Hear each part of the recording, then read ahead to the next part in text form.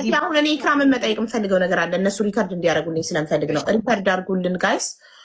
ኢክሩዬ እኔ ለአንቺ መጠየቅ የምፈልገው ነገር በሳራ መተት ተደርጎብኛል ብለሽ ታስቢያለሽ? አይሰማም ማሪ። አላስብም ሀቡዬ በፍጹም። እሺ ሳራ እኔ ኢትዮጵያ ከገባው ጊዜ ጀምሮ ምንም አልረዳችኝም ብለሽ ውስጥሽ ያስባል? ኦኬ እኔ ጋር ሳሪ የላከችልኝን ደረሰኞች ደምሬ እስካሁን ድረስ በ2 ዓመት ውስጥ ሳሪ በጌምንም ሆነ በካሽ ከሰዎችም ሰብስባ ከኪሷ አንድ ላይ 262,000 ብር ደረሰኝ ልካልኛለች። በ2 ጊዜ ጌም እና በተለያየ ጊዜ ካሽ።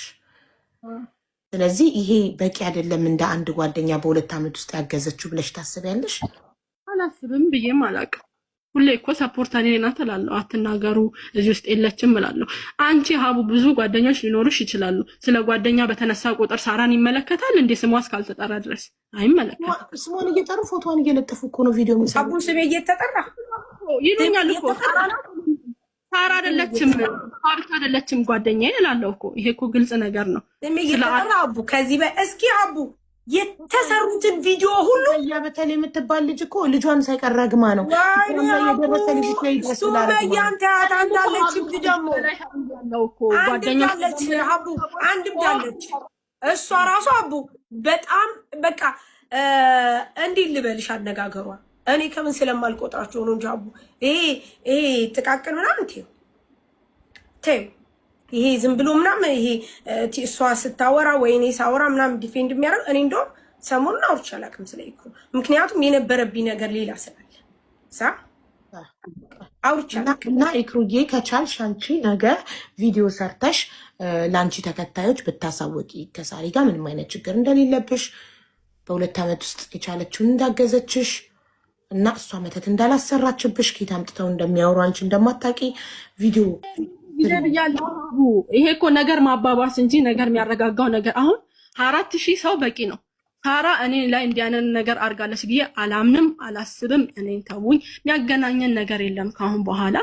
ሰው የፈለገውን ይበል፣ እኔ የለሁበትም። ሰው የፈለገው ይስደብ ኢክራምን፣ አያገባትም፣ አያገባኝም። ገብቶሻል? ሰው የፈለገውን ይበል። ከዚህ እኔ ቪዲዮ ሰራው አልሰራው ምንም የሚቀይረው ነገር የለም። ሀቡ ከዚህ በፊት እኮ ገብቼ እንዲያታርጉ የለችበትም ብያለሁ። እሷን ባለችበት ወተሽ ሀቡ ቪዲዮም አያስፈልገኝም። ሀቡዬ በጣም ነው የማመሰግነው። እግዚአብሔር ይስጥልኝ፣ እግዚአብሔር ያክብርልኝ።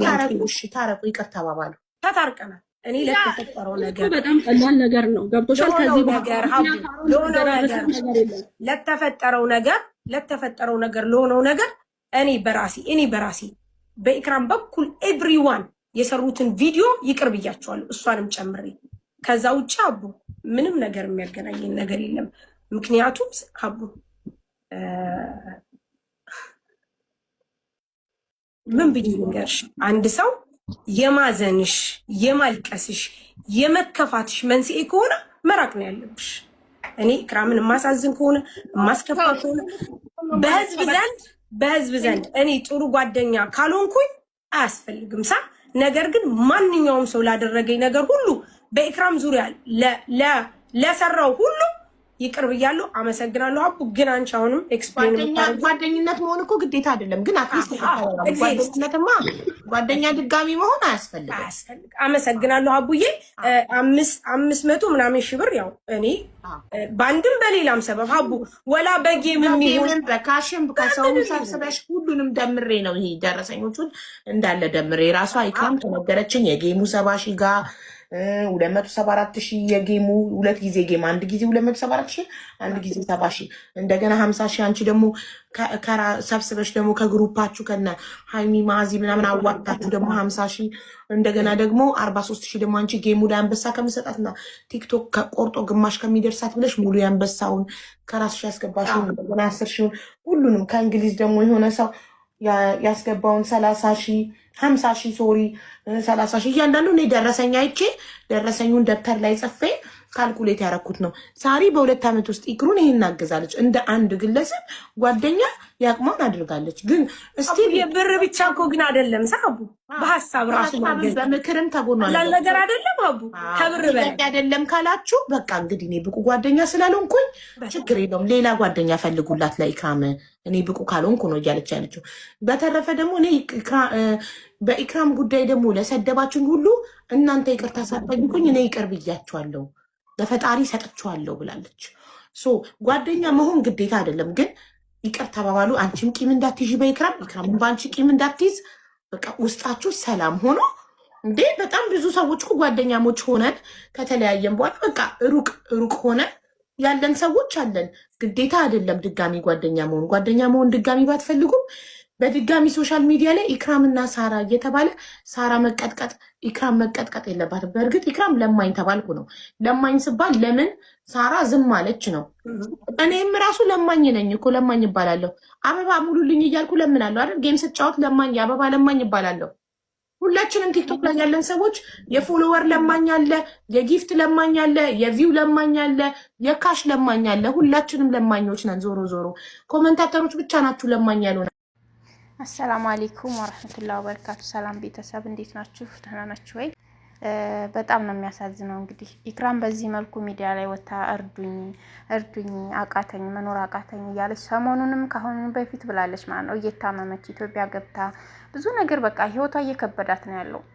ማለትም ስደት አለሙ ላይ ሆና ገንዘብ ያስቀመጠችው ነገር የላትም ነበረ። ቤት እንኳን አልሰራሁም ብላ ነበረ ማለት ነው። አሁንም ያለችው በየቤት ኪራይ አዲስ አበባ መታ ብዙ ነገር በቃ እንደ ሰው ሚዲያ ላይ አሁን ወታ መስራትም እንደዚህም በቃ ሊቭ ላይ ስትመጣ ሰው አላስቀመጣትም። በቃ ሳራ ነው የሚለው ኮሜንት ሁላ በቃ ኢክራም እንደዚህ ሆና ሳራ እንዲህ አርጋት ምናምን ቪዲዮ የሚሰራው እንደዛ ነው። ሳራ መተት አርጋባት እንደዚህ እና ሰው ላይ ሰራ ነው ወይ የሰው ልጅ እንግዲህ ሳራ ጤነኛ ሰው ናት።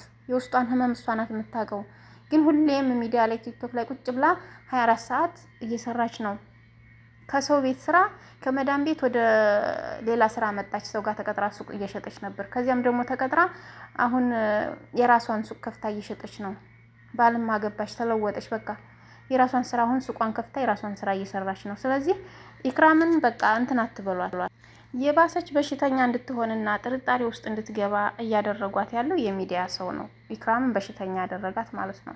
ሚዲያ ላይ ብቅ ስትል በቃ እንደዚህ ነው ሳራ እንዲህ አርጋሽ እንደዚህ ጓደኝነታቸውን ነው የሚያውቁት። እና ሁሌ ያ ጓደኝነት አያረጅም። ሁሌ ደግሞ እንዳማረበት ሰው አይኖርም። የሀብት ደግሞ አብሮን አይኖርም። ብዙ ነገር አብሮን የሚኖር ነገር የለም። ይቀየራል ከሆነ ጊዜ በኋላ እና አላህ ይጠብቀን ነው የሚባለው ከእንደዚህ አይነት ነገሮች።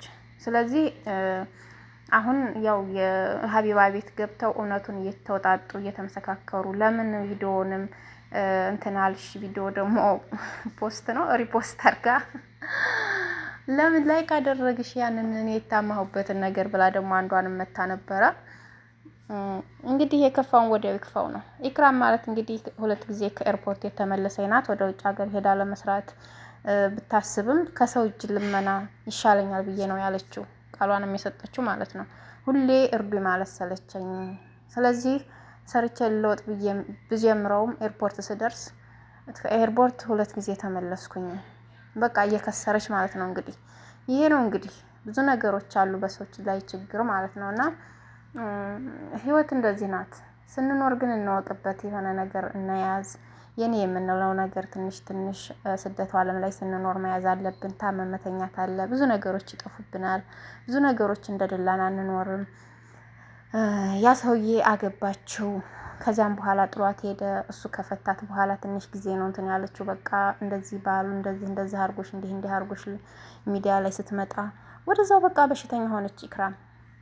ወደዛው ደግሞ ጠፋች፣ ታማ ነበር። በኋላ ላይ ጥቁርቁር ብላ ክስት ብላ ብቅ አለች። ስትል በቃ እኔ ራሱ ብላለች ኢክራም ማለት ነው። ሳራ ያወቀችኝ እኔ እንጃ ኢክራም ነሽ ወይ ብላ አላመነችኝም ነበረ። ከታመሜ ተነስቼ ከዛም በኋላ ስታየኝ በቃ ጥቁርቁር ብዬ ከስቼ ሰውነቴ ቀንሶ ምናምን አለች። እንግዲህ የሰው ልጅ አያቸው ህይወት እንደዚህ ናት፣ ተገለባባጭ ናት ዱንያ ማለት ነው። እንደኖርን እንዳማረብን አንኖርም። እንደዛ ሆኜ ጓደኛዬ ናት ሳራ ኢትዮጵያ ብገባ ብር እየላከችልኝ የጌሙን ብር አንበሳ ከምሰጥሽ ከማወርድልሽ ብላ ብሩን 45,000 ብር የላከችልኝ አስገብታልኝ አለች። የራሷን ብር በፊትም ትረዳኛለች። ሳራ እኮ እንደዚህ ቸገሬ ስላት ትረዳኛለች፣ ትልክልኛለች ያለች ጓደኛዬ ናት ነው ያለችው ማለት ነው።